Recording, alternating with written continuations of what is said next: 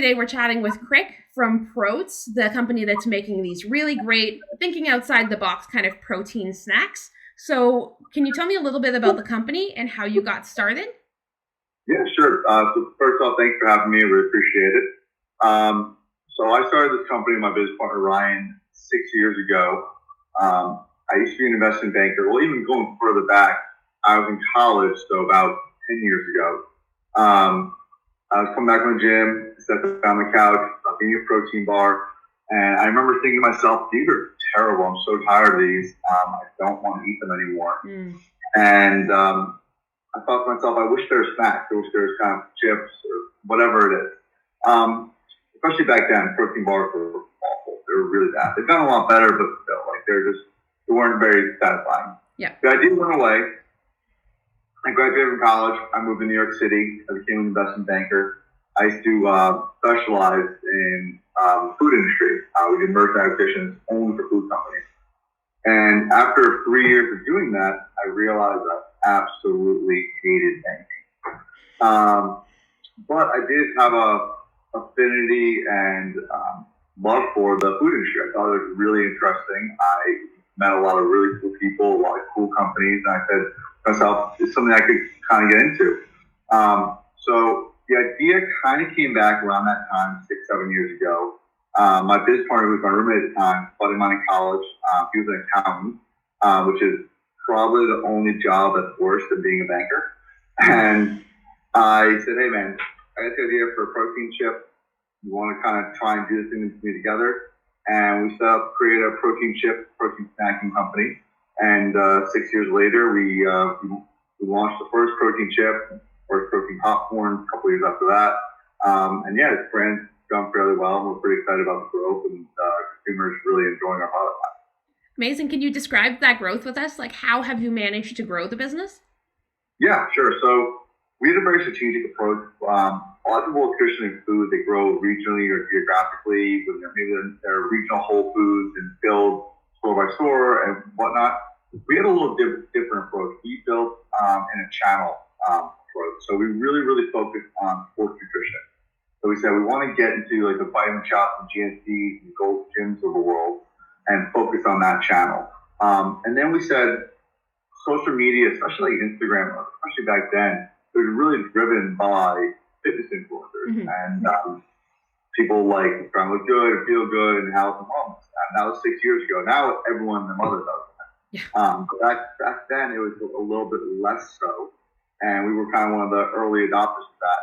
So we went nationwide very quickly through distribution with some major distributors but only in sports nutrition. We didn't go into grocery, we didn't go into the NAC channel, I didn't touch Whole Foods. I only went into gyms, juice bars, supplement shops. And that's how we grew and started the business. And from there, over the years, proteins become more ubiquitous for all consumers.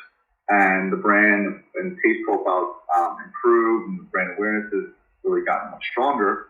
So we expanded into grocery from there. And the brand's kind of taken on the life of its own. Great. So what was your first couple months like, sales and traffic wise? And then what are you looking at now? Yeah, so when we first started the company, I guess you call it hubris. I thought I knew the food industry, the food banker. I knew nothing about the food industry. So I knew how to buy and sell a company that's $100 million, or I think the biggest deal I did was $1.2 billion. I knew nothing about starting a company from scratch, and I first want to tell you that. So the first year or two was a real struggle for us. I became so broke from my nice banker salary to putting every dollar I had. I became so broke that I couldn't afford food. So I really eat beans and rice. It was huge bags and eat beans and rice every single meal of the day. For a couple months I did that. It was miserable. We used to manufacture a small commercial kitchen in Brooklyn. We used to go door to door. We used to take the 6 to 12 o'clock night shift, 6 in the afternoon, evening, 12 at night, because that was the cheapest shift of commercial kitchen. And then during the day, we go door to door selling. So the first year, sales were minimal, and $40,000 to $50,000. Like we didn't do much at all. Yeah. We were going door to door, selling it, and then like we were distributing ourselves. It was a lot. Then as the brand grew, we kind of experienced all right, we can't scale this way. We thought maybe we can build our own manufacturing plant. But snacking is so difficult for the equipment you need, especially in baggers. Baggers themselves are $250,000. And the production lines, like the Monster Hoggers, all these different pieces of equipment, like you're looking at least $1 million. And then you got to have a rental facility in the plant. So we said it's way better to go work with a facility that already has it all in-house. Mm-hmm. The problem is getting into those facilities is very difficult, especially if you're a new company, because for them to turn the machines on, they've got 10 people working the line. And then they got electricity and all those different things. So your minimum run has to get at least a truckload for most people, at least. And at that time, I was maybe doing 2 trucks in the entire year. And with a product with a limited shelf life and limited cash, I couldn't do that kind of stuff. So it took us a long time to find a manufacturer willing to work with us, willing to cut their minimum down to something manageable, which is 8 pallets. And even then, we still threw out like 3 pallets of product because it was shelf life, and we weren't scaled enough yet. And we kind of grew the company slowly through that manufacturer, expanded, really started building the brand. We started getting like big wins, like Light in the Shop. I think our 3rd year at the company, Smoothie King was in our 3rd year of the company, and just kind of grew. It wasn't like a exponential, like through the roof thing. We were 0 to 10 million overnight. Like I've seen some food brands do that. We were not one of those. We had a slow build. First 2 years really, really struggled. And I think it's also a kind of a good thing. We built a strong base and a strong influential group of consumers that just follow our brand, our tribe. And I think that's pretty valuable in the long run. Definitely. So to elaborate on the struggle a little bit, is there maybe a mistake that you made early on or something that you learned you're like, I wouldn't do that again? Yeah, absolutely. So a couple things. First and foremost, I'm a mentor to a couple other brands, food companies, and I would tell them the same thing. Listen to everyone, every expert, every advisor you can find. Listen to everyone, but end of the day, make your own decision and come to your own conclusion. I remember when we first launched the company, we brought on this food consultant who he was a specialist in the natural food industry. He had been around for 30 plus years. And he told us, listen, you got to go in the natural, you got to go in the natural channel, like the Whole Foods route. And we said, okay, it makes sense. We are like natural, non-GMO, free, vegan, kosher, all these good like buzzwords, right? Mm-hmm. And we did that. We went into the largest natural food distributor in the country, U.N. Today is one of my biggest customers. But back then, was very, like, we weren't ready for them. And we realized very quickly that was a really, really bad mistake. And we took a step back and said, we can't be in this distributor. We're not there yet. We don't have 50 points of distribution. And we're not necessarily, although we are a natural product, at least back then, we're not trying to appeal to the natural consumer. We're trying to appeal to fitness advocates, the bodybuilder, the CrossFitter, the Pilates instructor, whatever it is. And we realized we'd take a step back, go back to what we actually built the company for people who were really in fitness, and attack that channel. So that was one thing we learned. Another one was like, when we first launched the company, we had a formulation, right? I remember we bought a ton of raw materials trying to pick up the price breaks. And we realized pretty quickly, this ingredient doesn't really work that great. It doesn't taste that good. Whatever it is, we're trying to always optimize and improve. We must have thrown away thousands and thousands of dollars for raw materials just because we're trying to pick up price breaks. But we realized, like, this isn't the right way to do this, especially that early on in the game. So you mentioned that you mentor other brands. Are there any brands or companies that you really look up to with how you run your business?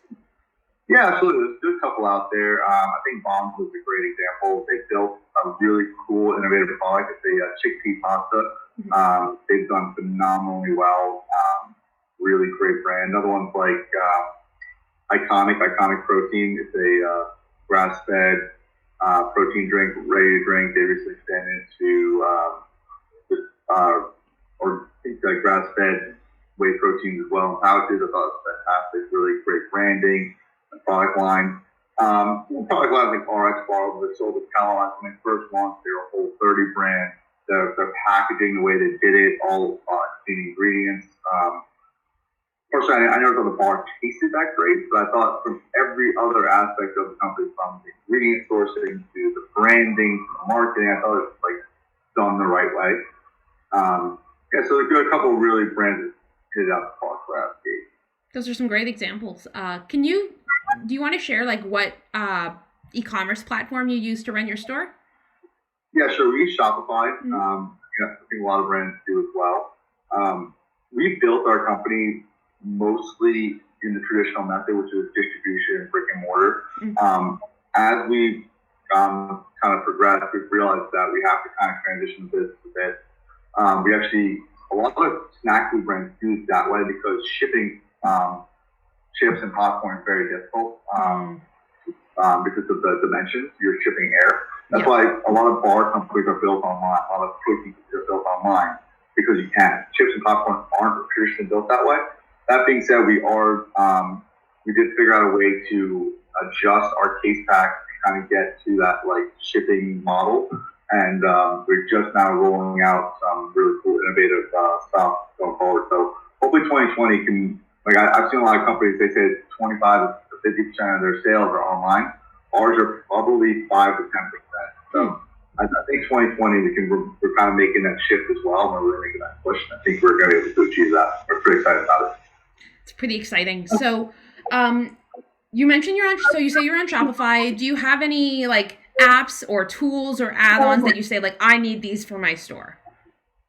Yeah, I mean, I think having subscriptions is pretty good. So we use Bolt for that. I know there's a couple brands out there, a couple of product lines that do that.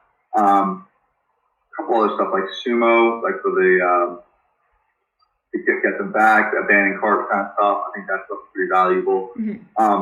Again, it's not necessarily my expertise just because I own the company and whatnot, but I'm not the most attuned to that stuff. I mean, I got some guys on the back end who do that, and they kind of walk me through it. So I can't talk too intelligently about e-commerce stuff. So, how many employees do you have then? We have 8. 8? Amazing. So, how do you and your team manage your time? So my focus normally is when we first started the company, me and Ryan, my business partner, we decided that we have to split the business into certain categories or what have you. I really focus on sales, marketing, investor relations, and manufacturing. We found early on that those are kind of my specialties. I'm pretty adept and knowledgeable about manufacturing processes just from my banking days in the food industry and just being to a lot of facilities. And sales and marketing, I always felt like I kind of had a good plug on as well. My business partner Ryan is he's an accountant, so super attention to detail, very diligent. So he's operations, freight, logistics, inventory management, accounting, of course. And then we oversee our teams accordingly. So sales teams I have meetings with a week, and marketing folks, and then we have just team-wide meetings every week as well. Kind of get a plug and pulse on the business to see where things are and try to. So what's next for Protes then? Long term, what would you like to see next year? What would you like to see in 5 years? Yeah, so next year we're really focusing on e-commerce. It's a big push for us. Retail has gotten really expensive and velocities have gone down across the board, and not just for our brands, for all brands. That's what we see. Consumers are shopping online. They always have been. It's been trending exponentially, but for food especially, it's been changing the grocery game a lot. So we're thinking that e-commerce push. We have a new product line we've been working on for about 6 months now. We're nearly finalized with the product line itself. We're doing a lot of different shelf life testing experiments right now to ensure that there's not a contamination issue or whatnot. Food is different than a lot of other industries where like people can legitimately get sick, so you have to be really, really careful before you launch the product. So we're running a lot of testing there. We're hoping to launch that in the April timeline.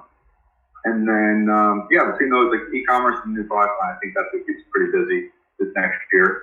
And then 5 years down the road, we always viewed Protes as a protein snacking, protein-enhanced food company. So there's so many different categories of product lines that can be better.